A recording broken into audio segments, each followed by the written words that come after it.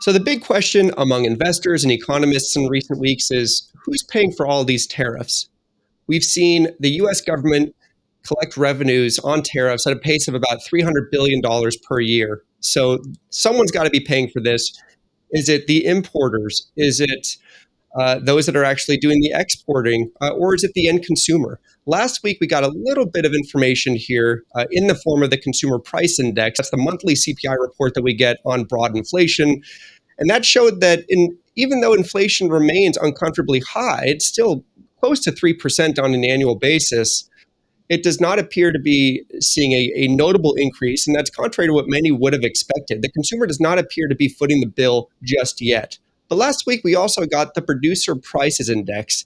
And here we did see a bit of a pickup. Actually, the number on a month over month basis for producer prices rose 0.9%. That's the fastest pace in 3 years, and came in well ahead of expectations for about 0.2% increase.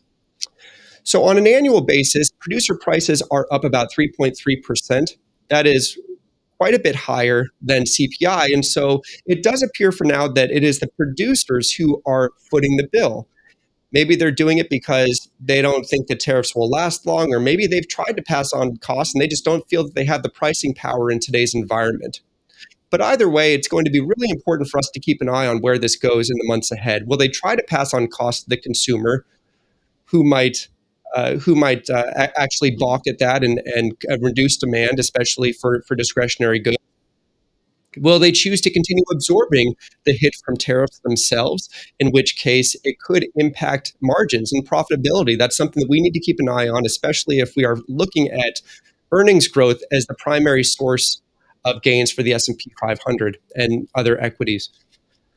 And if they do choose to absorb the costs, they do have other options as well. They could try to protect margins by cutting spending. They could cut labor, in which case that is not a great setup for the economy. So there's quite a bit of uncertainty here. We're starting to get a little bit more clarity, but this is still a very fluid environment.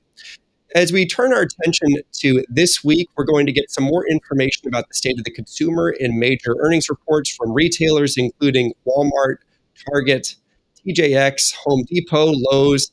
So these will all be important reports so that we can see how the consumer is doing. Are they cutting their spending? Are they substituting their spending for lower price goods? These are going to be really helpful reports for us just to gauge the health of the consumer. We know the consumer traditionally makes up about 70% of our economy. So these are really important to keep an eye on. But the major event this week comes on Friday morning, and that's when Jay Powell, the Federal Reserve Chair, delivers his keynote address at the Jackson Hole Economic Symposium.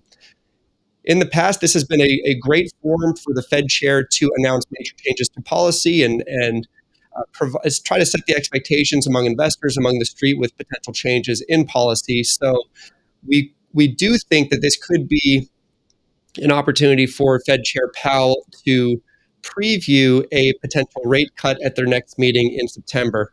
I will note that last August, when Fed Chair Powell spoke in Jackson Hole, he did preview the rate cut that did ultimately come at their next meeting last September. So he could do the same this time around. Beyond that, it's going to be the Fed is in a tricky spot. We know inflationary pressures are still there. We haven't seen a meaningful uptake, or at least as much inflationary pressure as some might have expected once these tariffs were first announced. But there's still enough uncertainty to keep the Fed on pause, even though we are starting to see some dissent there within the group and those who do want to see additional rate cuts beyond September's meeting. Just some food for thought, though. Why is the Fed so concerned about getting inflation down to a more normal level? Many refer to as that 2% annual price growth.